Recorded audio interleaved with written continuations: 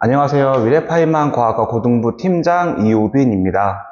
네, 이번 영상에서는 이제 우리 문현고 통합과학 1 이제 중간고사 분석을 한번 해보려고 하고요.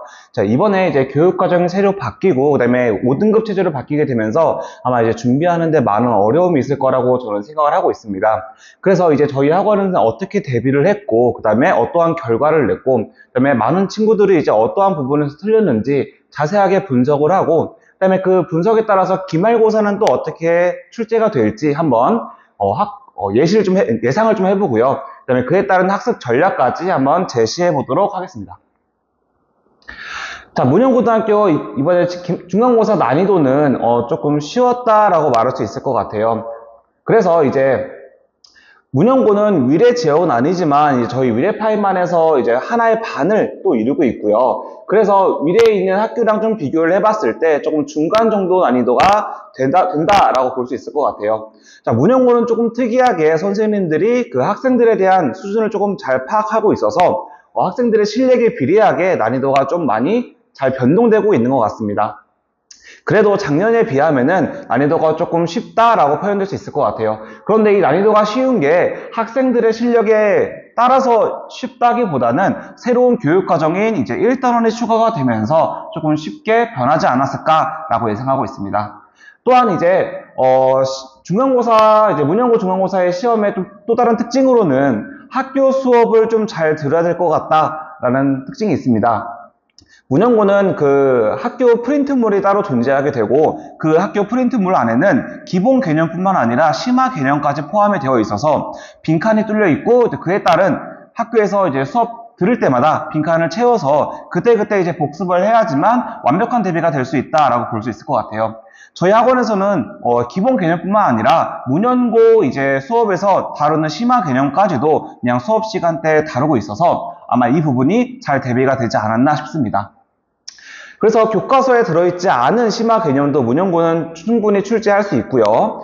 그 다음에 교과서에 없는 이제 또 다른 예시 같은 것들도 다 이제 프린트물에 존재하면서 저희 학원에서도 다 알려주고 있기 때문에 이런 부분이 잘 대비가 되었던 것 같습니다.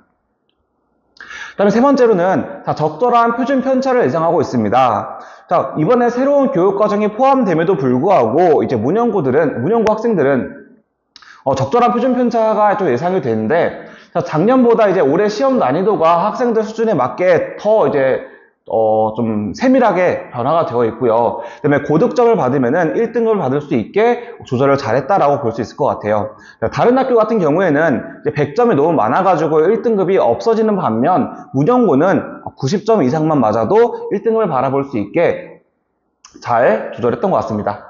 그래서 결론은 이제 학교 수업을 잘 듣고 그 다음에 문현고 또한 위례고 못지않게 이제 시중 교재에 있는 문제들을 그대로 인용해서 출제한 문제들이 이제 몇몇 있기 때문에 시중 교재 한두 권 정도는 이제 잘 풀면 고득점은 가능할 수 있다라고 볼 수 있지만 자, 이번에 문현고는 서술형 문제가 9문제나 출제가 됐듯이 서술형 대비가 조금 필요한 부분이 있다라고 말씀드릴 수 있을 것 같습니다.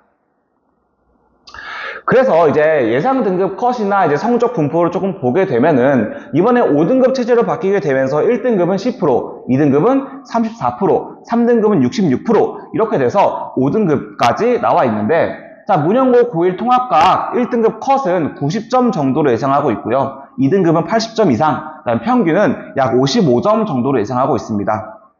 그래서 이 문현고 이제 전체 1학년 학생 수가 약 170여 명 정도가 되는데 그래서 1등급은 17명에서 18명 정도다라고 말할 수 있을 것 같습니다.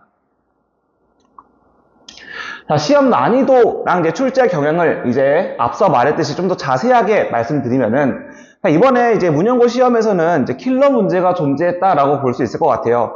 조금 많은 이제 고난이도 문제가 이제 킬러 문제가 아닌 학생들이 충분히 오답을 낼 수 있을 법한 그런 문제가 이번에 킬러 문제가 되었고요. 자, 제가 이제 위례고 영상을 찍었을 때도 이제 고등학교 이제 통합과학 시험 이제 분류를 총 3가지로 분류를 했었는데, 간단하게 이제 말씀드리면은, 이제 고등학교 통합과학 문제는, 너무 높은 난이도를 이제 출제해가지고 난이도를 조절하는 그런 문제가 예를 들어 뭐 한백고 같은 경우에는 이제 그런 경우가 있을 것 같고요. 그 다음에 이제 굉장히 쉬운 문제들을 이제 많이 내고, 그다음에 서술형 문제로 이제 등급을 나누는 위례고와 같은 이제 특징이 있고, 또 다른 거는 실수 유도 문항을 좀 출제해가지고 난이도를 조절하는 덕소고와 같은 문제가 있다면, 이제 문형고는 위례고랑 그다음에 덕소고를 좀 혼합한 그러한 시험의 특징을 보이고 있다라고 볼 수 있을 것 같습니다. 그래서 위례고랑 이제 덕수고의 시험 특징이 조금 궁금하시다면 저희 이제 채널에 많이 올라와 있으니까 한번 참고해 주시면 좋을 것 같습니다. 그래서 킬러 문제는 저는 이제 서답형 9번을 이제 킬러 문제로 정했고요. 자, 이 서답형 9번 문제는 학생들이 충분히 오답을 말할 수 있는 그러한 문제고, 그 다음에 선생님들이 학생들이 어떠한 부분에서 5개념을 가지고 있는지 정확히 파악을 했다라고 볼 수 있을 것 같습니다. 그래서 5개념을 활용한 문제다. 두 번째는 시중교재 문제가 다수 좀 보이더라고요. 그래서 시중교재 문제를 이제 응용한 문제가 굉장히 많았고, 이 또한 이제 뭐 기출 필기에 있는 문제도 당연히 있었고요. 그 다음에 그 외에 다양한 교재를 좀 사용한 것 같습니다. 그 다음에 그래서 꼭 다양한 문제들을 좀 풀어봐야 될 것 같고요. 왜냐면, 우리 이제 문형고가 작년에는 다른 학교에서 사용하지 않는 그러한 이제 자료를 이용해가지고 그림이나 도표 아니면 이제 그래프, 표 이런 같은 걸 이용해가지고 문제를 출제한 이제 전력이 있어가지고 다양한 문제들을 꼭 풀어봐서 어떠한 이제 도표나 그림이 나오든 해석할 수 있게 만들어야 됩니다. 그 다음에 세 번째로는 이번에 이제 굉장히 많은 서술형 문제가 출제가 되었는데, 자, 객관식 문제는 16문제, 그 다음에 서술형 문제는 9문제로, 이번에 서술형 문제의 비중이 좀 많이 높았습니다. 그래서 정확한 개념을 이제 요구하는 그러한 서술형 문제가 좀 출제가 되었기 때문에, 개념 공부를 좀 꼼꼼하게 하고, 그 다음에 좀 튼튼하게 했어야지만 서술형 문제를 헷갈리지 않고 또박또박 잘 적었을 것이다 라고 예상할 수 있겠습니다. 그래서 자 1등급 판별 문제는 당연히 킬러 문제가 될 거고요. 그러한 킬러 문제 유형은 이제 서답형 9번 전기적 성질에서 출제가 되었고, 자 일상생활 속 물체들을 도체, 반도체, 그다음에 부도체로 분류하는 그러한 문제였습니다. 그래서 이에 따른 핵심 개념으로는 자 도체, 반도체, 부도체의 특징과 예시가 이제 어떻게 되어 있는지, 잘 암기하고 있는지, 그 다음에 내가 분석할 수 있는지, 그런 것들이 굉장히 중요하게 핵심 개념을 잘 잡았다라고 볼 수 있을 것 같습니다. 자, 이에 따른 해결 전략으로는 이제 물체를 구성하는 원소를 어떤 원소로 구성이 되어 있는지 파악을 먼저 해야 되고요. 그 다음에 중동화학 개념을 조금 응용할 수 있어야 됩니다. 자, 중학교 때 우리 이제 원소, 원자, 이온, 분자에 대해서 배웠는데, 이때 주기율표 20번까지 이제 배운 걸로 알고 있는데, 자, 이러한 것들을 좀 잘 활용해야지만 이제 그 킬러 문제를 올바르게 풀 수 있을 것이다. 그러면 이제 이러한 킬러 문제는 어떤 유형의 문제인지 문제 한번 보겠습니다. 자, 이게 이제 서답형 9번 문제고요. 지금 5가지 물질을 이제 도체, 부도체, 반도체로 분류하는 문제입니다. 자, 딱 봤을 때 너무 쉬운 문제 같지만 생각보다 이제 이 문제들을 많이 틀렸다라고 볼 수 있을 것 같고요. 그래서 다른 문제들은 지금 이 문제보다는 조금 더 쉬운 난이도로 출제가 되어 있어서 그 문제들은 시중교재에서 충분히 볼 수 있는 문제들입니다. 그래서 이 문제에 대해서 출제 의도는 학생들이 정기적 성질에 대한 5개념들을 이제 잘 해결하였는가에 대한 이게 이제 출제 의도가 될 수 있을 것 같고요. 그 다음에 이제 필요 개념은 정기적 성질을 나타내는 물체들의 특징을 잘 알고 있고 어떠한 원소로 이루어져 있는지 그것도 잘 알고 있어야 될 것 같습니다. 해결 방법은 앞서 말씀드렸듯이 중등화학에 대한 개념과 원소들의 특징을 좀 파악하고 있어야지만 이제 헷갈리지 않고 풀 수 있을 것이다. 그래서 이 문제는 100점이 이제 5점이고 부분 점수가 존재하고, 여기서 좀 어려웠던 문제는 자 1번 하나만 잘못 적어도 2, 3번이 이제 그대로 틀릴 수 있는 문제이기 때문에 사실상 부분 점수는 거의 이제 없다라고 볼 수 있을 것 같습니다. 그래서 이 문제 하나만 틀리더라도 95점 정도인데, 이제 이 문제는 1등급을 결정하기보다는 이제 그냥 킬러 문제다. 그래서 이 문제 하나 틀려도 1등급은 맞을 수 있을 것이다 라고 예상을 하고 있습니다. 자, 그러면 이제 기말고사 범위는 이제 어떻게 되냐? 자, 기말고사 범위는 대단원 3단원 전체가 기말고사 범위다라고 볼 수 있을 것 같습니다. 자, 문형고는 이번에 대단원 2단원에 원소의 중요성이라고 하는 화학 단원을 포함하지 않았는데, 자, 이 단원도 이번에 기말고사에 포함이 될 것이다 라고 예상하고 있고요. 그래서 다른 학교에 비해서 시험 범위가 좀 많다 라고 볼 수 있을 것 같습니다.